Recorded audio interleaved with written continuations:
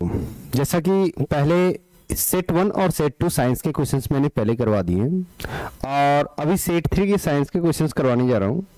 आपको एक बात ध्यान रखनी है कि इधर काफ़ी दिन तक मैंने क्या किया है, गैप किया है क्लास में टाइफाइड फीवर होने के कारण। तो अब आपकी क्लासेस रेगुलर लगेंगी और मैथ और साइंस दोनों के ही अनसॉल्व के क्वेश्चन पैरेलल में मैं डालता रहूँगा।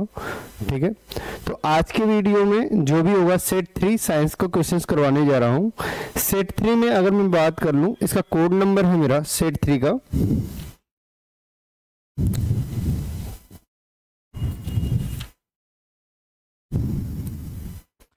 सेट 3 824 IL हमारा ये कोड है और इसी कोड को मैं क्या करने जा रहा हूँ, इसी पेपर को मैं सॉल्व करवाने जा रहा हूँ। ठीक है ना, तो चलिए देखते हैं।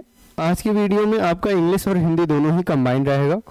तो आप देख सकते हैं जैसा कि यूपी बोर्ड इंग्लिश मीडियम के बच्चों के लिए ये आसान नहीं हो जाएगी थोड़ी सी। जैसा कि अगर हम बात कर लें, कह रहा है पहला नंबर क्वेश्चन, किसी वस्तु का आभासी एवं आकार से बड़ा प्रतिबिंब। देखिए पहली बात तो बोला आभासी और दूसरा क्या बोला, आकार में बड़ा प्रतिबिंब की बात कर रहा है। कौन से दर्पण का यूज करेंगे? देखिए एक बात आप समझिए, जब भी मुझसे बोलता है आभासी की बात करता है, आपसे दर्पण की बात की है, तो दर्पण के लिए आप जानते हैं कि एक तो होता है हमारा अवतल दर्पण। अवतल दर्पण के लिए ध्रुव और अगर मैं बोलूं फोकस के, मुख्य फोकस के बीच में अगर हमारा कोई वस्तु होता है तो ये जो प्रतिबिंब बनता है वो कैसा बनता है? आभासी बनता है। कैसा बनता है? आभासी। दोनों को आगे की तरफ बढ़ाते हैं तो कैसा बनता है? ये बड़ा बनता है। आभासी होता है और कैसा? बड़ा। तो यहाँ पूछा क्या है? आभासी पूछा है और क्या पूछा है? बड़ा पूछा है। तो आभासी और बड़ा अवतल दर्पण में ही बनता है हमारा, अवतल दर्पण में बनता है। और कंडीशन क्या होती है? मुख्य फोकस और वक्रता, मुख्य फोकस और ध्रुव के बीच में अगर कोई वस्तु रखी है तो उसी का प्रतिबिंब बनता है। तो आप ध्यान रखिएगा ऑप्शन कौन सा होगा? अवतल। अगर ये उत्तल होता, अगर ये उत्तल दर्पण होता तो ये प्रतिबिंब की स्थिति कैसी बनती? छोटी बनती। कैसी बनती? छोटी। ध्यान रखिएगा, जब ये उत्तल दर्पण होता है हमारा तो ये ध्रुव है और यहाँ पे मान लीजिए दो ही कंडीशन में से तो होती हैं। तो यहाँ पे अगर मैं बात कर लूँगा कि प्रिंसिपल एक्सिस के या जो हमारा मुख्य अक्ष के समांतर जाने वाली किरणें कैसी हो जाएंगी? ये दर्पण से दूर हट जाएंगी और पीछे की तरफ बढ़ाएंगे तो फोकस से होकर जाएंगी, मुख्य फोकस से होकर। अगर मैं वक्रता केंद्र से इसको पास कराऊंगा तो ये जो प्रतिबिंब बन रहा है इससे कैसा बन रहा है? छोटा बन रहा है। बन तो आभासी ही रहा है बट कैसा है? छोटा है। और ये कैसा है? बड़ा है। पूछ रहा था बड़ा वाला, इसलिए क्या बनेगा? अवतल दर्पण। ध्यान रखिएगा, कंफ्यूज ना होइएगा। दूसरा नंबर क्वेश्चन देखते हैं। चूंकि तबीयत थोड़ी सी डाउन है तो आवाज मेरी थोड़ी सी डल रहेगी, बट मैं पढ़ाने का पूरा प्रयास करूंगा। फिर भी अगर कुछ ना समझ में आए तो आप मुझे मैसेज डाल सकते हैं ताकि मुझे बातें समझ में आ जाए। क्वेश्चन, किसी वस्तु का आभासी और आकार से बड़ा प्रतिबिंब होने के लिए कौन सा लेंस प्रयोग किया जाएगा? तो आप जानते हैं कि उत्तल लेंस और अवतल दर्पण दोनों की कंडीशंस हमारी लगभग क्या होती है? जो सारी कंडीशंस है वो बराबर होती है। बस फर्क इतना होता है कि जब अवतल दर्पण की बात करते हैं तो एक तरफ हमारा क्या होता है? एक ही फोकस और प्रकाशिक केंद्र की हम बात करते हैं। इसको प्रकाशिक केंद्र नहीं, यहाँ बोलेंगे वक्रता त्रिज्या। उत्तल लेंस में जब बात करते हैं तो मुख्य फोकस तो होता है, दोनों तरफ होता है मुख्य फोकस, और यहाँ वक्रता त्रिज्या के जगह हमारा क्या हो जाता है? डबल फोकस हम बात कर लेते हैं। और सारी कंडीशंस आपकी सेम ही रहती है। तो यहाँ पे अभी बताया अवतल दर्पण में, तो यहाँ बताया था ध्रुव और फोकस के बीच में। तो यहाँ पे भी कौन सा होगा? ये हो जाएगा प्रकाशिक केंद्र और फोकस के बीच में वस्तु रहेगी। तो यहाँ पे ऑप्शन आपका कौन सा सही हो जाएगा? ये सही हो जाएगा, उत्तल लेंस से सही हो जाएगा। कौन सा सही हो जाएगा? उत्तल लेंस। ध्यान रखिएगा, उत्तल लेंस ही आपका यहाँ पे ऑप्शन क्या होगा? सही होगा। फोकस से होकर जाएगा, प्रकाशिक केंद्र से पास करेंगे, इसी डायरेक्शन में बढ़ जाएगा। दोनों कहीं नहीं कटेंगी, आगे की तरफ जब बढ़ाएंगे तो आपका यहाँ कहीं कटेंगे। ठीक है ना, तो ये कैसा बनता है? आभासी बनता है और कैसा बनता है? बड़ा बनता है। तो आप ध्यान रखिएगा, दूसरे का ऑप्शन कौन सा सही होगा? ये वाला सही होगा। आगे बात कर लेते हैं कि आकाश के नीले रंग दिखने का क्या कारण होता है? देखिए आकाश जो हमारा नीले रंग का दिखता है वो किस कारण से हमें दिखता है, ये दिखता है प्रकीर्णन के कारण। किस कारण से दिखता है, प्रकीर्णन के कारण। तो आकाश के नीले रंग का मेनली कारण ये है, यहाँ पे आपको एक्सप्लेनेशन भी आपको साथ ही साथ मिल जाएगा। कह रहा है सूरज की रोशनी पृथ्वी के वायुमंडल में प्रवेश करने के बाद कई सारे धूल गैस पानी के कणों से टकरा कर क्या होती हैं, बढ़ जाती हैं।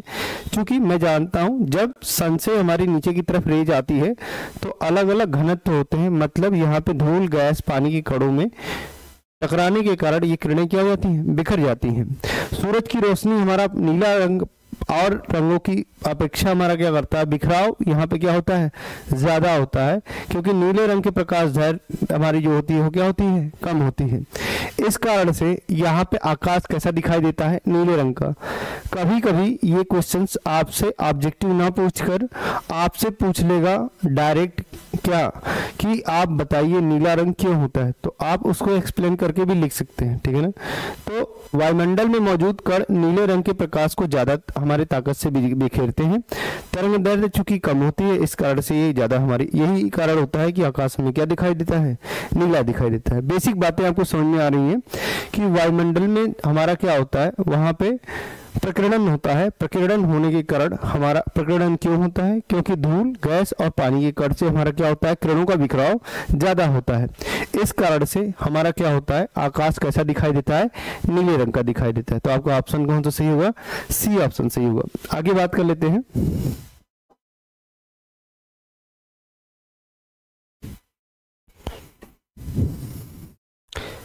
ये इंग्लिश में एक्सप्लेनेशन है, आप चाहें तो इसका स्क्रीनशॉट ले लें जिन बच्चों को जरूरत है यहाँ पे इंग्लिश वालों को। आगे बात कर लेते हैं। ये क्वेश्चन नंबर 4 आपसे बोल रहा है प्रकाश की चाल अधिकतम होती है। देखिए चाल अधिकतम की बात कर रहा है। मैं एक बात जानता हूं कि निर्वात में हमें बोल रहा है तब हमारा प्रकाश का चाल अधिकतम होता है, और वायु में वैसे तो ये लगभग बराबर होता है। निर्वात की अगर मैं बात कर ले रहा हूं और वायु में भी बात कर ले रहा हूं तो प्रकाश की चाल 3 × 10⁸ मीटर पर सेकेंड के ही आसपास लगभग दोनों में ही होता है। तो वैसे इन ऑप्शन को देखें तो निर्वात वाला सही होगा, तो आपको निर्वात वाला क्या कर देना है, टिक कर देना है। कह रहा है यदि 3 विभिन्न मानों के प्रतिरोधों को एक श्रेणी क्रम में जोड़ा जाए, तो श्रेणी क्रम में आप जब भी जोड़ते हो किसी भी प्रतिरोध को, श्रेणी क्रम में जब भी जोड़ते हो प्रतिरोध को, तो आपको पता है R1 R2 और क्या होता है R3, यही होता है। तो कह रहा है उन सभी के एक निश्चित रूप से एक ही मान होगा। कब एक मान होगा आपका, जब हमसे बोला प्रत्येक प्रतिरोध के सिरों के बीच विभवांतर का, ये एक मान नहीं होता है। आप जानते हैं, मैंने ट्रिक आपको बताया था पिछली क्लास में जब सेट करवाया था, तो कि SI याद रखिए, S से होता है सीरीज, सीरीज का मतलब श्रेणी क्रम, और I से हम बात कर लेंगे धारा, I से क्या, धारा, जिसको बोलते हैं करंट। तो आपको SI बनना है, ऐसा मैंने ट्रिक बताया था। तो ध्यान रखिएगा श्रेणी क्रम में धारा समान होती है, तो यहाँ पे प्रतिरोध के बीच विभवांतर कभी भी हमारा एक नहीं हो सकता, ये तो गलत है। प्रत्येक प्रतिरोध में उत्पन्न होने वाली उष्मा की कोई बात ही नहीं होती है जनरली। यहाँ पे प्रत्येक प्रतिरोध में प्रवाहित होने वाली विद्युत धारा का, हाँ यहाँ पे धारा हमारी समान होती है, क्योंकि मैंने अभी बताया श्रेणी क्रम में क्या समान होता है, धारा समान होती है। तो ऑप्शन कौन सा सही होगा, सी ऑप्शन सही होगा। आप इसको टिक कर लेंगे। चलते हैं आगे। ध्यान रखिएगा अभी कमजोरी ज्यादा है, आवाज थोड़ी सी डल है, बट फिर भी अगर कोई समस्या होगी पढ़ाने के बाद आप मुझे एक बार मैसेज जरूर करिएगा। मुझे नहीं समझ में आ रहा है कि हाँ कोई दिक्कत आपको आ रही है या नहीं, ठीक है ना। तो आपके कमेंट ही मुझे बताएंगे कि हाँ दिक्कत होगी तो फिर ठीक है, अदरवाइज हम देखते हैं कैसे करते हैं इसको आगे। विद्युत परिपथ में हमसे बोल रहा है किसी प्रतिरोध के सिरों के बीच विभवांतर की इकाई। देखिए विभवांतर मतलब विभव में अंतर की बात कर रहा है, मतलब वोल्टेज की बात कर रहा है। तो वोल्टेज को वोल्ट में ही मेजर करते हैं, आपको पता है। तो ऑप्शन कौन सा सही हो जाएगा, सी ऑप्शन सही हो जाएगा, ठीक है ना। तो पोटेंशियल डिफरेंस इसको इंग्लिश में बोलते हैं, आप जानते ही हैं। तो आगे बात कर लेते हैं। छठा नंबर क्वेश्चन के बाद हम बात कर लेते हैं 7वें नंबर क्वेश्चन की बात करते हैं। कह रहा है एक चुंबकीय क्षेत्र में क्षेत्र के लंबवत विद्युत धारा चालक पर लगने वाले बल की दिशा होती है। अब एक बात समझिए आप कि चुंबकीय क्षेत्र में हमसे बात कर रहा है कि धारावाही चालक पर लगने वाले बल की दिशा कैसी होती है। आप जानते हैं जब हम बात करते हैं लेफ्ट हैंड रूल की बात करते हैं तो ये हम ट्रिक याद करके चलते हैं फादर, मदर और चाइल्ड की, जहाँ पे फादर का मतलब फोर्स से हमारा रिलेटेड होता है, मतलब बल की बात कर रहे हैं। मदर की बात जब कर रहे हैं तो मैग्नेटिक फील्ड, जिसको चुंबकीय क्षेत्र बोल रहे हैं। और क्वेश्चन में यही कह रहा है एक चुंबकीय क्षेत्र में क्षेत्र के लंबवत विद्युत धारावाही चालक पर लगने वाली बल की दिशा। तो ये हमारा क्या है, ये चुंबकीय क्षेत्र है। फोर्स हमारा कैसा है, परपेंडिकुलर, लंबवत है। इसी तरीके धारा भी कैसी है, लंबवत। मतलब ये दोनों आपस में किस में है, लंबवत ही है। आपसे ऑप्शन यहाँ कह रहा है समांतर, तो समांतर तो कभी नहीं होगा। चालक में प्रवाहित होने वाली विद्युत धारा की दिशा समांतर, ये भी नहीं होगा। हमारा जब भी होता है ये दोनों कैसे होता है, जो बल होता है, धारा होती है, ये एक दूसरे के लंबवत ही होती है। तो इन दोनों दिशाओं के लंबवत अगर मैं बोलूंगा सी ऑप्शन तो ज्यादा बेटर होगा, इसलिए सी ऑप्शन आपका सही होगा। क्या सही होगा, सी ऑप्शन। अगर मैं बात कर लूं एल्केन का सामान्य सूत्र, आपको पहले से ही पता है ये बात। एल्केन का होता है CnH2n+2 होता है, एल्कीन का CnH2n होता है, एल्काइन का CnH2n-2 होता है। तो खैर आपका भी यही ऑप्शन सही होगा, ऑप्शन नंबर बी सही होगा। आगे बात कर लेते हैं।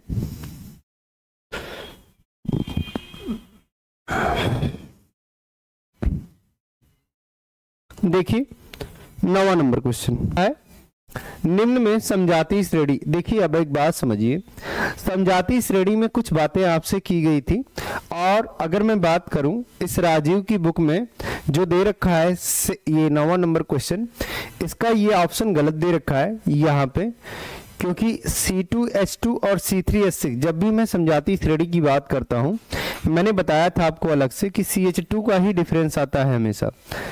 अगली वाली श्रेणी और पिछली वाली श्रेणी, दो क्रमागत श्रेणियों के बीच में CH2 का डिफरेंस आता है। तो यहाँ क्रमागत श्रेणियों की अगर मैं बात कर लूँ तो ये C का ही तो डिफरेंस है, C2 है, C3 है, एक C है, लेकिन यहाँ हाइड्रोजन में 4 डिफरेंस आ गया। यहाँ H2 था, यहाँ H6 है। तो ये जो मिस प्रिंटिंग की वजह से ऐसा हुआ है, आप इसको करेक्ट कर लीजिएगा। यहाँ पे ऑप्शन आपका ये होगा C2H2 और यहाँ कितना होगा C3H4, ठीक है ना। तो ये आपका पहला ऑप्शन हो गया, जो कि होगा CH2 का ही डिफरेंस आ रहा है। यहाँ पे अगर आप देखें तो ये एल्कोहल ग्रुप चल रहा था, ये एल्डिहाइड ग्रुप, तो ये तो होगा ही नहीं। ऐसे ही अगर मैं बात कर लूं, यहाँ SCHO है और यहाँ कितना है CH3CHO है। आप ध्यान दें तो कार्बन यहाँ पे 2 है, एक कार्बन का डिफरेंस हो रहा है, 2 हाइड्रोजन और यहाँ पे CH2 का डिफरेंस हो गया, ठीक है। मतलब ये वाला होगा, ये वाला क्या होगा CH2 का ही डिफरेंस आ रहा है, ध्यान दीजिएगा, एक कार्बन का और 2 हाइड्रोजन का डिफरेंस आ रहा है। तो ये तो ठीक है, पहला और तीसरा आपका ऑप्शन मतलब डी ऑप्शन आपका सही होगा। यहाँ पे आप देखें अगर तो ये ग्रुप ही चेंज कर दिया, तो ये भी ऑप्शन आपका नहीं होगा, मतलब ऑप्शन डी सही होगा। और मैंने इसको पहला करेक्ट क्यों किया, क्योंकि ऑप्शन में जो दे रखा था कहीं पे भी बस तीसरे की बात नहीं किया था, इसलिए ये जो दिया है वो क्या है, गलत दिया था पहला ऑप्शन, मैंने उसको करेक्ट कर दिया। आप बुक में भी करेक्ट कर लीजिएगा, ये गलत थोड़ा सा मिस प्रिंटिंग हो गई है शायद राजीव की बुक में। आगे बात कर लेते हैं।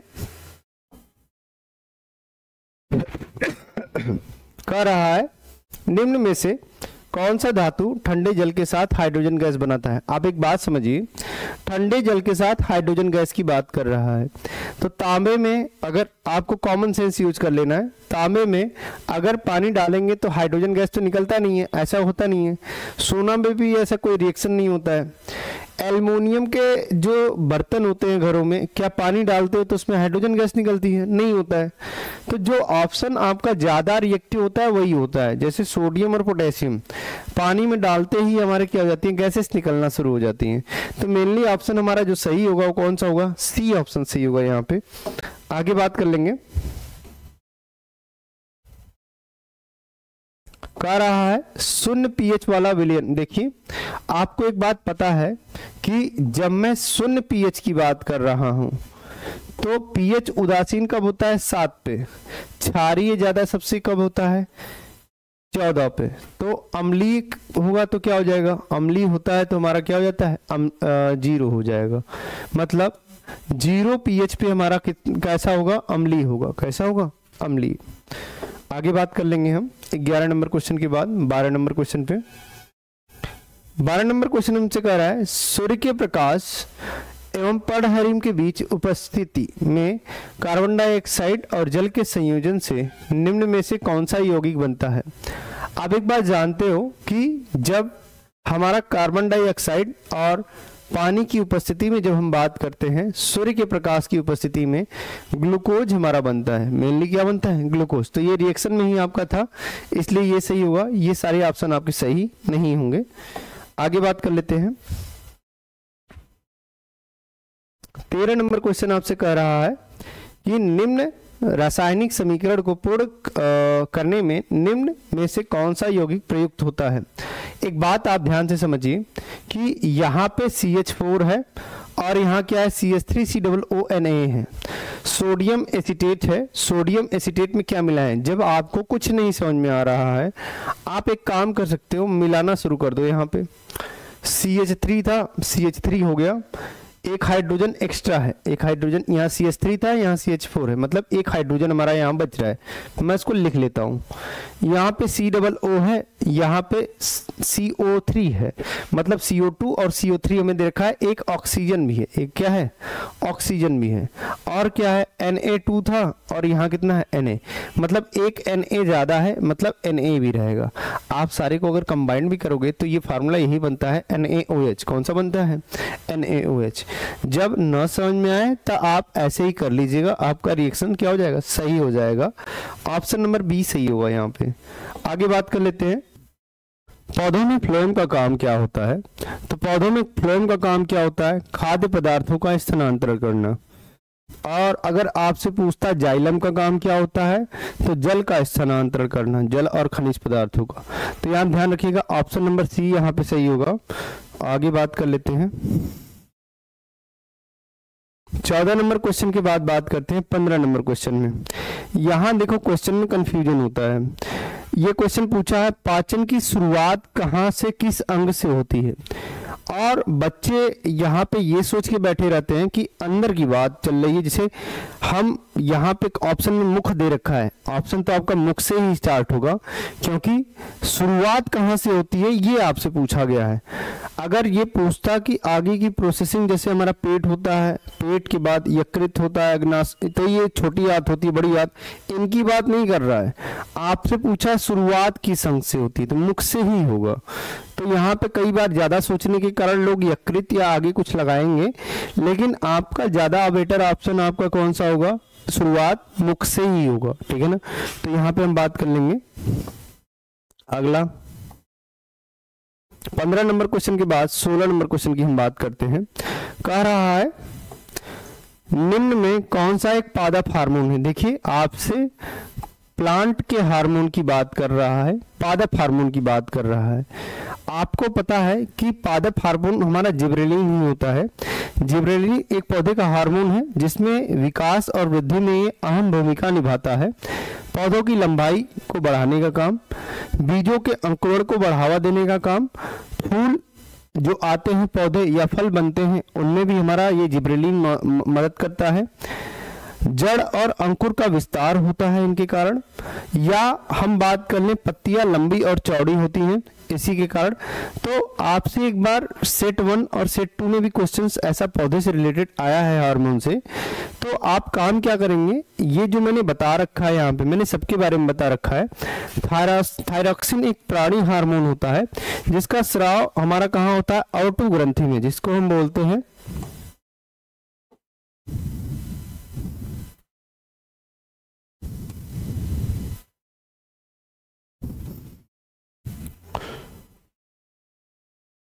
थायरॉक्सिन एक प्राणी हार्मोन है जिसका स्राव हमारा कहाँ होता है? आउटू ग्रंथि से होता है हमारा।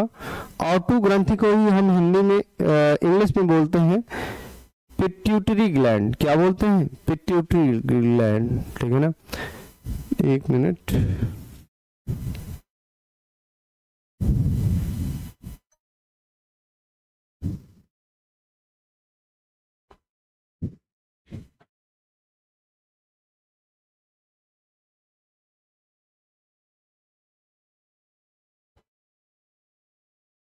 थायरॉक्सिन एक प्राणी हार्मोन है जिसका स्राव हमारा कहाँ होता है, थायरॉक्सिन ग्लैंड में जिसका स्राव थायराइड ग्लैंड में होता है, जिसको ऑटो ग्रंथि भी बोलते हैं हिंदी में। थायरॉक्सिन हार्मोन हमेशा कैसा होता है, वसा, प्रोटीन और कार्बोहाइड्रेट के मेटाबॉलिज्म को हमारा बढ़ाने का भी काम करता है, ठीक है ना। तो रक्त में ये अगर मैं बात कर लूँ, शर्करा होता है, कोलेस्ट्रॉल होता है, या मैं बात कर लूँ फास्फोलिपिड की मात्रा को हमारा कम करने का भी काम करता है। तो मेन बातें आप याद रखेंगे कि थायरॉक्सिन हमारा कहाँ, मतलब थायराइड ग्लैंड के कारण होता है, मेनली वसा, प्रोटीन और कार्बन डाइऑक्साइड, और मेटाबॉलिज्म को हमारे बढ़ाने में क्या करता है, मदद करता है। इसके बाद बात कर लेंगे, दो और ऑप्शन आपको दे रखे हैं, एक तो दे रखा है एस्ट्रोजन दे रखा है और दूसरा दे रखा है इंसुलिन दे रखा है। एस्ट्रोजन एक ऐसा हार्मोन होता है जो महिलाओं में पाया जाता है, इसे महिला सेक्स हार्मोन भी हम कहते हैं। हम जानते हैं कि महिलाओं में प्रजनन और यौन विकास के लिए एस्ट्रोजन हमारी ज्यादा जरूरी होता है। तो एस्ट्रोजन का निर्माण महिलाओं के अंडाशय में कोलेस्ट्रॉल से होता है हमारा। यह रक्त के जरिए शरीर के सभी अंगों और ऊतकों तक हमारा पहुंचने का काम करता है। लीवर में एंजाइम की मदद से एस्ट्रोजन का चयापचय हमारा होता है, ठीक है ना। या एस्ट्रोजन हड्डियों को मजबूत करता है और दिल को स्वस्थ रखता है। शरीर के दूसरे कामों को भी हमारा बेहतर करने का काम कौन करता है, एस्ट्रोजन हार्मोन। तो आपको ऑप्शन जो दे रखा था वो महिला हार्मोन से रिलेटेड था, पादप हार्मोन पूछा था, वो सही नहीं है। मैं अलग से इसलिए बता देता हूं कि अगर अगली बार हार्मोन से कोई और क्वेश्चन आता है और इससे रिलेटेड रहेगा तो आप आसानी से क्या कर लेंगे। आपको थोड़ी देर बस मेहनत करना पड़ेगा इसको पढ़ने के लिए, आगे आपका इजी हो जाएगा। आगे अगर मैं बात कर लेता हूँ, इंसुलिन की बात कर लेता हूँ। इंसुलिन भी एक हार्मोन है जो शरीर में रक्त शर्करा के स्तर को नियंत्रित करता है हमारा। इंसुलिन का निर्माण हमारा अग्नाशय में होता है और हम जानते हैं जब भोजन किया जाता है तो अमाशय कार्बोहाइड्रेट को रक्त शर्करा में हमारा क्या कर देता है, बदल देता है। इंसुलिन की मदद से रक्त शर्करा ऊर्जा में हमारी क्या हो जाती है, बदलती है, और इसी कारण से इसकी कमी से हमारा डायबिटीज भी होता है, जिसको यहाँ पे ये बता रहा है। इंसुलिन की मदद से रक्त में मौजूद ग्लूकोज कोशिकाओं में प्रवेश करता है और ऊर्जा मिलती है। डायबिटीज का मतलब हिंदी में बोलते हैं मधुमेह, ठीक है ना। इसकी कमी से मधुमेह हो सकता है, आपको ये बात ध्यान रहे। तो बेसिक बातें आपको हार्मोन की क्या हो रही हैं, समझ में आ रही हैं। मैंने जो बताया, मैंने 4 चीजों के बारे में बताया आपको। जिबरेलिन के विषय में बात हुआ, थायरॉक्सिन की बात किया मैंने, फिर इसके बाद मैंने यहाँ पे आपसे बात किया एस्ट्रोजन की, और इसके बाद इंसुलिन की बात की। तो ये 4 थे हमारे। आगे बात कर लेते हैं। यहाँ पे जो ऑप्शन दे रखा है, कह रहा है वृद्धि हार्मोन कौन सा से स्रावित होता है, वृद्धि हार्मोन किससे स्रावित होता है, आपसे ये पूछ रहा है। देखिए, वृद्धि हार्मोन की जब मैं बात कर रहा हूँ तो ये पिट्यूटरी ग्लैंड से हमारा होता है, जिसको बोलते हैं क्या, पीयूष ग्रंथि भी बोलते हैं। ये वृद्धि, रक्तचाप, गर्भावस्था और प्रसव के दौरान स्तन दूध का उत्पादन करने में, यौन अंगों का कार्य करने में और थायराइड ग्लैंड का भी हमारा काम करने में, मतलब उनके काम में भी ये क्या करता है, मदद करता है। पिट्यूटरी ग्लैंड बहुत ही ज्यादा इंपॉर्टेंट है, आप ध्यान रखिएगा। तो ये आपको बताया जा रहा है, और अगर ऑप्शन तो आपका बी ही सही होगा, वृद्धि हार्मोन से। लेकिन इसके अलावा अगर मैं बात कर लूँ, थायराइड ग्लैंड अभी बताया था, थायराइड ग्लैंड हमारा क्या करता है, वृद्धि, चयापचय की दर को, वृद्धि को और विकास को नियंत्रित करने वाला हार्मोन होता है, जो हृदय, मांसपेशियों और पाचन क्रिया, मस्तिष्क के विकास, हड्डियों के रखरखाव को नियंत्रित करने का भी काम करता है। मेनली अगर मैं बात कर लूं तो इसका सही कामकाज आहार से आयोडीन की अच्छी आपूर्ति हमारी क्या करती है। अगर आयोडीन की अच्छी आपूर्ति है तो इसका प्रॉब्लम नहीं होता है थायराइड वगैरह, अदरवाइज हमें प्रॉब्लम होती है। तो ये बात आपको बताई जा रही है, तो आप ध्यान रखिएगा इसको, दोनों ही हमारे क्या है, इंपॉर्टेंट है। यहां पे आगे आपसे अगला नंबर क्वेश्चन है, कह रहा है निम्न में से कौन सा पराग कोष के अंदर बनता है। देखिए ध्यान दीजिएगा, पराग कोष के अंदर, इसको हम इंग्लिश में बोलते हैं, निम्न में से कौन सा पराग कोष के अंदर बनता है। तो आपको इंग्लिश में इसको बोला जाता है एंथर। क्या बोला जाता है, एंथर। तो एंथर के अंदर कौन सा बनता है, आपसे ये पूछ रहा है। तो आप ध्यान रखिएगा कि यहाँ पे हमारा पोलन ग्रेन्स होता है, पोलन ग्रेन्स को ही बोलते हैं हम क्या, यहाँ बोलते हैं क्या, परागकण। क्या बोलते हैं, परागकण। तो ये उसी के अंदर ही हमारा बनता है। मेनली एंथर हमारा मेल सेक्स का हमारा काम करता है फूलों में, तो यहाँ पे आपका यही ऑप्शन सही हो जाएगा, आप ध्यान रखिएगा। तो चलते हैं आगे कि पुष्प का जनन अंग कौन सा है, ठीक है ना। तो पुष्प का जनन अंग हमारा कौन सा होगा, यहाँ पे अगर मैं बात कर लूंगा तो जायांग होगा। कौन सा होगा, जायांग। जायांग पुष्प का क्या होगा, जनन अंग।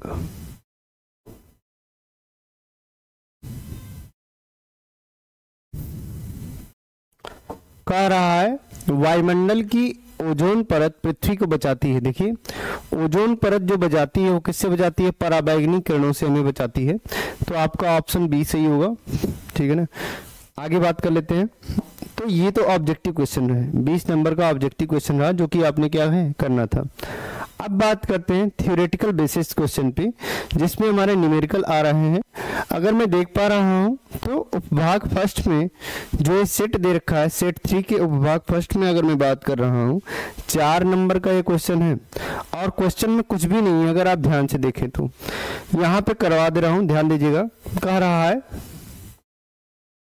एक मोटर बाइक पर पीछे से आ रहे किसी अन्य वाहन को देखने के लिए 4 मीटर वक्रता त्रिज्या वाला एक उत्तल दर्पण लगा है। आपको एक बात समझ में आ रहा है कि उत्तल दर्पण जो लगा है वो किसका है, 4 मीटर वक्रता त्रिज्या का। मतलब यहाँ पे जो दे रखा है 4 मीटर वक्रता त्रिज्या का क्या दे रखा है, ये दे रखा है उत्तल दर्पण। और कह रहा है कि एक मोटर बाइक पे लगा है। ये उत्तल दर्पण कहाँ लगा है, मोटर बाइक पर। बाइक से पीछे आ रहे एक वाहन जिसकी दूरी मोटर बाइक से किसी समय 8 मीटर है। तो मैं ये मान के चलता हूं कि मोटर बाइक यहाँ पे है और मोटर बाइक से 8 मीटर दूरी, मतलब ये कहीं यहाँ पे जाएगा। 8 मीटर दूरी पर कोई वस्तु है, या कोई मैं बोल दे रहा हूँ कोई क्या है, बाइक है। बाइक के पीछे से आ रहे वाहन है, एक क्या है, वाहन है यहाँ पे, ठीक है ना। तो ये कितनी दूरी पर है, ये 8 मीटर की दूरी पर है। कितने की दूरी पर है, u बराबर दे रखा है 8 मीटर की दूरी पर। कह रहा है कि गणना करें कि उसका प्रतिबिंब दर्पण में कितनी दूरी और कहाँ पे बनेगा। तो इंग्लिश वाले ये क्वेश्चन पढ़ लेंगे, जो भी नीचे लिखा हुआ है मैं बता ही रहा हूँ। आपसे v की कंडीशन पूछ रहा है। आप जानते हो बच्चा कि r जो होता है वो 2f के बराबर होता है, मतलब f बराबर r/2 होगा। और 4/2 अगर मैं कर रहा हूँ तो कितना आएगा, 2 मीटर आएगा। जो फोकस भी होगा यहाँ पे मैं बात कर लूंगा, चूंकि बात मेरी चल रही है यहाँ पे किसकी चल रही है, उत्तल दर्पण की चल रही है। और जब मैं उत्तल दर्पण की बात करता हूँ तो फोकस कैसा होता है, पॉजिटिव होता है। फोकस इधर नहीं बनता है, जब भी होता है मुख्य अक्ष के समांतर जाने वाली किरण इधर जाती है तो हमारा कहाँ बनेगा, इधर की तरफ कहीं बनता है, ठीक है ना। तो ये हमेशा क्या रहेगा, पॉजिटिव रहेगा। लेकिन यू जो रहता है वो हमेशा किस में रहेगा, निगेटिव रहेगा। हल कर लीजिए, फार्मूला आपको पहले से ही पता है। 1/v इक्वल टू, सॉरी आप जानते हो 1/f equal to 1/v plus 1/u। v का मान आपको निकालना है, तो यहां से अगर मैं रखता हूं 1/v, u वाले को उधर भेजोगे तो कितना हो जाएगा, 1/f माइनस 1/u, यही तो होगा। f की वैल्यू हमारी 2 थी और ये कितना था, -8 था। इसको अगर मैं हल करता हूं तो ये हो जाएगा 1/8। एलसीएम लूंगा तो 8 हो जाएगा, 4 + 1 आएगा, मतलब ये 5/8 आएगा। 1/v equal to v equal to हो जाएगा 8/5। कितना हो जाएगा, 8/5। इसको हल करेंगे तो 1.6 मीटर के आसपास आपका आएगा। आप इसका अगर आप फिगर भी बना रहे हैं तो फिगर कुछ इस तरीके से बनेगा कि 8 मीटर की दूरी पर ये वस्तु रखी है और मैं जानता हूं मुख्य फोकस मेरा 2 ही मीटर ये है, ठीक है ना। मैं जानता हूं मुख्य अक्ष के समांतर चलने वाली ये अभिलंब से दर्पण से दूर चली जाएगी और पीछे की तरफ अगर बढ़ाते हैं तो फोकस से होकर जाएगी। दूसरा, अगर मैं बात करता हूं वक्रता त्रिज्या से होकर जाने वाली, तो ये कैसा बन रहा है, यहाँ पे बन रहा है। और जो डिस्टेंस है वो कैसा है, फोकस और ये बात कर लें ध्रुव के बीच में है, आ भी वही रहा है। मतलब आभासी कंडीशन आपकी है। कैसी कंडीशन है, आभासी कंडीशन। तो आपका यही सही भी हो जाएगा। 4 नंबर का क्वेश्चन है। अब मुझे लगता है कि इस क्वेश्चन में कुछ है नहीं सिवाय आपकी प्रैक्टिस के। आप फिगर बना दोगे, क्वेश्चन सॉल्व कर दोगे 4 नंबर पूरे के पूरे मिलेंगे। थ्योरेटिकल में कुछ कटने की गुंजाइश भी रहती है, न्यूमेरिकल में जो भी बातें हैं अगर आप एग्जैक्ट लिख रहे हो पूरा का पूरा नंबर आपको मिलना है, ठीक है ना। तो ये आपके लिए इंपॉर्टेंट था, ध्यान रखिएगा। फिगर बना दीजिएगा, थोड़ा सा रिप्रेजेंटेशन अच्छा करिएगा, नंबर आपको पूरे मिल जाएंगे। आगे चलते हैं। देखिए 22 नंबर क्वेश्चन आपसे कह रहा है कि निकट दृष्टि दोष से पीड़ित एक व्यक्ति अधिक से अधिक कितनी दूरी देख सकता है? 80 मीटर। आपसे बात कर रहा है निकट दृष्टि दोष से। आप एक बात समझ पा रहे हो कि निकट दृष्टि दोष का मतलब क्या? दूर की वस्तु मुझे एग्जैक्टली नहीं दिखाई देगी। अधिक से अधिक 80 मीटर तक देख सकता है, मतलब ये वी की कंडीशन दे रखी थी। 80 मीटर देने का मतलब ये क्या दे रखी थी? वी की कंडीशन। कीजिए सही दृष्टि के लिए अनंत दूरी तक वस्तु देख सकने के लिए किस प्रकृति की फोकस या फोकस दूरी का हमें यूज करना पड़ेगा? u बराबर ये कितना होगा? माइनस इन्फिनाइट होगा। आपसे f की वैल्यू आपसे पूछ रहा है। 1/f equal to 1/v minus 1/ कितना हो जाएगा? u। सॉल्व करेंगे तो कितना हो जाएगा? -80 माइनस इन्फिनिटी, ये तो 0 हो जाएगा, ये कितना हो जाएगा? -1/80। 1/f इक्वल टू, तो f इक्वल टू कितना आ जाएगा? -80 कितना आ जाएगा? मीटर आ जाएगा। ये आपका आ जाएगा, ठीक है ना। आपसे पूछ रहा है कि फोकस दूरी निगेटिव है, तो आपको एक बात समझ में आ रही है। वैसे भी ये हमारा कौन सा होगा? ये होगा अवतल लेंस। कौन सा होगा? अवतल लेंस, ठीक है ना। और p इक्वल टू आप जानते हो कितना? 1/f, लेकिन ये f किस में होता है? मीटर में होता है। तो यहाँ पे निकाल लेंगे, -1/80 हो जाएगा, 0.0125 डायोप्टर ये हमारा समथिंग आएगा। तो आप ध्यान रखिएगा, क्योंकि ये माइनस में भी आ रहा है तो हमारा किस में होगा? अवतल लेंस ही होगा। कौन सा होगा? अवतल लेंस। कह रहा है 23 नंबर क्वेश्चन आपसे, फ्लेमिंग के बाएं हाथ के नियम क्या है? आप देखिए एक बात, और चुंबकीय क्षेत्र में विद्युत धारावाही चालक पर लगने वाले बल किन किन कारकों पर निर्भर करता है? देखिए ये 3 कारक हमारे होते हैं जो हम जानते हैं। फ्लेमिंग के बाएं हाथ में बल को निर्धारित करता है अंगूठा, तर्जनी जो होता है वो हमारा किसको? विद्युत क्षेत्र को, सॉरी चुंबकीय क्षेत्र को, और ये धारा को निर्धारित करता है, ठीक है ना। तो यहाँ पे आपको बस ये बात बता देनी है, फिगर अच्छे से बना देना है, किन किन कारकों पर निर्भर करता है। तो यही 3 कारक हैं हमारे, इन्हीं पर हमारा क्या होता है? धारावाही चालक हमें निर्भर करता है। तो आप बता देंगे बल, चुंबकीय क्षेत्र और हमारा कौन सा? धारा, तीनों पे ही निर्भर करता है। यहाँ पे यदि वही चीज आपको बता रखा है, आप एक बार देख लीजिए इसको। बाएं हाथ का नियम हमारा यही कहेगा। स्क्रीनशॉट ले सकते हैं या आप लिख लीजिएगा कॉपी में। फिगर आपको बनाना जरूरी है, और कई बच्चे फिगर बनाते नहीं हैं, एग्जाम में डायरेक्ट बनाते हैं, इस कारण से उनको दिक्कत आती है। आप ध्यान रखिएगा, आपको फिगर बनाना ही बनाना है, ठीक है ना।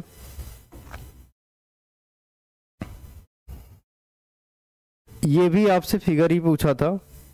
कह रहा है घरेलू विद्युत परिपथ की व्यवस्था को चित्र बनाकर स्पष्ट करिए। आप देखिए घरेलू विद्युत परिपथ में जब आप बात करते हैं तो आप जानते हैं कि हमारा 220 वोल्ट की सप्लाई हमेशा हमारे घरों में जाती है। ये वितरण बॉक्स होता है जहाँ पे हम क्या करते हैं? विद्युत की सप्लाई हमारी अलग अलग स्विच पे हम डालते हैं। हम जानते हैं कि यहाँ पे हमारा मीटर लगा होता है विद्युत मापी, और इसका भू संपर्क तार से हमारा क्या होता है? कनेक्शन होता है। अगर आप इसको थोड़ा सा अच्छे से समझें तो ये अगली वाली फिगर में मैं बता रखा हूँ। तो ये दे रखा है, आप देखेंगे तो ये हम जानते हैं कि 2 तरीके की वायर होते हैं हमारे। एक तो लाइव वायर होता है जिसको बोलते हैं प्लस में, और पॉजिटिव जिसको आप बोलते हैं, और एक होता है न्यूट्रल वायर जो ब्लैक का होता है। तो यहाँ पे अगर बात कर लो, अर्थ वायर ग्रीन कलर का होता है। सप्लाई में आप फिगर यही डाल देंगे, नाम आपका वही रहेगा विद्युत मापी, और यहाँ पे हम बात कर लेंगे जो वितरण केंद्र था हमारा जिसको डिस्ट्रीब्यूशन बॉक्स बोल रहे हैं, और ये इलेक्ट्रिसिटी बोर्ड का हमारा फ्यूज है। तो इसका फिगर आप क्लियरली बना देंगे, आपको नंबर क्या हो जाएगा? मिल जाएगा, ठीक है ना। एक्सप्लेन करने की जरूरत नहीं है, जितना बोल रहा है बस आप उतना ही करिए, ठीक है ना। आगे बात कर लेंगे। कह रहा है ये क्वेश्चन, ध्यान दीजिएगा, कि दिए गए परिपथ में कुल प्रतिरोध निकालना है। सेल में प्रवाहित धारा और 0.8 ओम प्रतिरोध के सिरों पर विभवांतर। आप ध्यान दीजिएगा, ये जो दे रखा है ये क्या है? ये ओम दे रखा है प्रतिरोध का। तो अगर मैं बात कर लूं, ये दोनों हमारा, अगर मैं बात लेता हूं, ये R1 है, ये R2 है, और ये क्या है? R3 है। तो R1 और R2 दोनों हमारे किस में है? समांतर में है। किस में है? समांतर श्रेणी में है।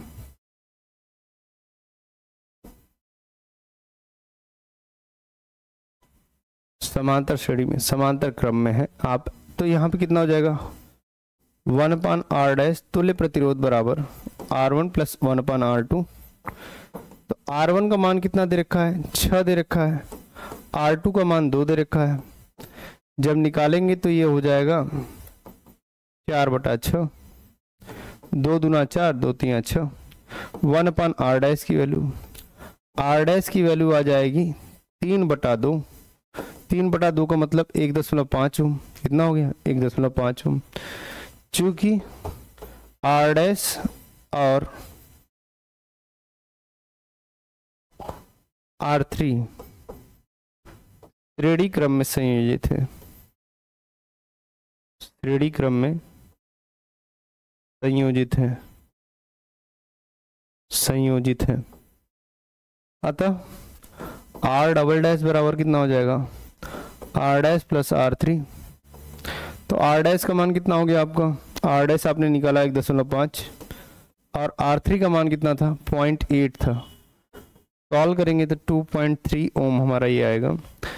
तुल्य प्रतिरोध आपका निकल गया। सेल में प्रवाहित होने वाली धारा का मान निकालना है। ये तो पहला क्वेश्चन आपका निकल गया। सेल में प्रवाहित होने वाली धारा कितनी हो जाएगी? आप जानते हो V इक्वल टू कितना होता है? IR। तो I इक्वल टू कितना हो जाएगा? V/R। V का मान आपको पहले से ही दे रखा है 12 वोल्ट, और ये कितना था? R का मान जो आया था वो 2.3 आया था। कितना आया था? 2.3। सॉल्व करेंगे तो ये हो जाएगा 120/23। ये क्या आ जाएगा? एम्पियर में। किस में आ जाएगा? एम्पियर में। ठीक है ना।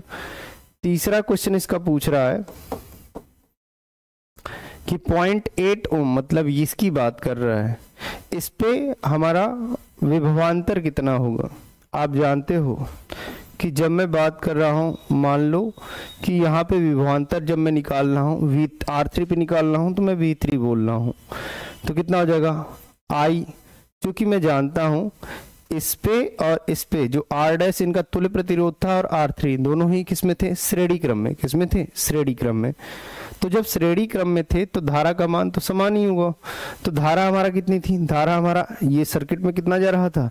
120/23 जा रहा था। मतलब इस पे भी 120/23 जाएगा, जो हमारा R' होगा, R1 और R2 का, मतलब 1.5। इस पे भी 120/23 होगा और इस पे भी कितना होगा? 120/23। तो IR3 हो जाएगा। ध्यान रखना 120/23, और R3 का मान जो भी होगा आपका, कितना था R3 का मान? 0.8 था। सॉल्व कर लोगे तो लगभग आ जाएगा 12/96/23। इतना वोल्ट आएगा। पॉइंट में आप निकाल लेना, आंसर आपको क्या हो जाएगा? आ जाएगा।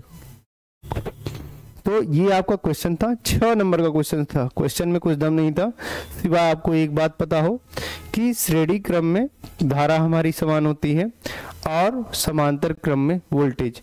तो यहाँ पे हमारा R' जो दो था वहाँ पे हमारा क्या होगा? उसमें धारा 120/23, इसमें भी 120/23। अगर क्वेश्चन पूछता 6 ओम और 2 ओम पे, तब मैं क्या करता? यहाँ पे बढ़ता, धारा का मान क्या होता? बढ़ता, क्योंकि अब ये क्या हो जाता? समांतर क्रम में। तो क्वेश्चन कैसा पूछा है आपको इस पे निर्भर करता है। चलते हैं आगे, ध्यान दीजिएगा आप। आपसे ये क्वेश्चंस आते हैं पेपर में। मैंने पहले ही बताया था, आयन बच्चा याद रखिएगा। कैल्शियम हाइड्रोक्साइड की बात कर रहा है। आप जानते हो कि कैल्शियम हाइड्रोक्साइड का CaOH का ट्वाइस होता है, तो कार्बन डाइऑक्साइड से रिएक्ट कर रहा है। तो ये बन क्या रहा है? ये बन रहा है कैल्शियम कार्बोनेट, और क्या बन रहा है? जल बन रहा है। संतुलित समीकरण लिखना है। Ca1 है, Ca1 है, हाइड्रोजन 2 है, हाइड्रोजन 2 है, ऑक्सीजन 2 और 2 4 है, 3 1 4 हमारा बना रहा है। तो संतुलित समीकरण ऑलरेडी है ये। ठीक है। आगे क्वेश्चंस कर रहा है बेरियम क्लोराइड, BaCl2। अब ये बात आपको पता होना चाहिए कि Ba पे 2+ होता है और Cl पे 1-, इस कारण से इसका फार्मूला BaCl2 बना। पोटेशियम सल्फेट में पोटेशियम पे 1+ होता है, सल्फेट पे 2- होता है, तो यहाँ पे फार्मूला होगा K2SO4। ये जब रिएक्ट करेगा तो ये बनेगा बेरियम सल्फेट। कितना बनेगा? Barium sulphate. और क्या बनेगा हमारा, हम बात कर लेंगे पोटेशियम क्लोराइड। क्या बन जाएगा? Potassium chloride. तो 2KCl बन जाएगा, ठीक है ना। तो आप ध्यान दीजिएगा कि पोटेशियम क्लोराइड में तो KCl ही था, लेकिन यहाँ पे K2 2 था इसलिए मैंने यहाँ पे 2 किया, Cl भी 2 था इसलिए 2 किया गया, ठीक है ना। तो आपका ये बैलेंस समीकरण होगा। आगे बात कर लेते हैं।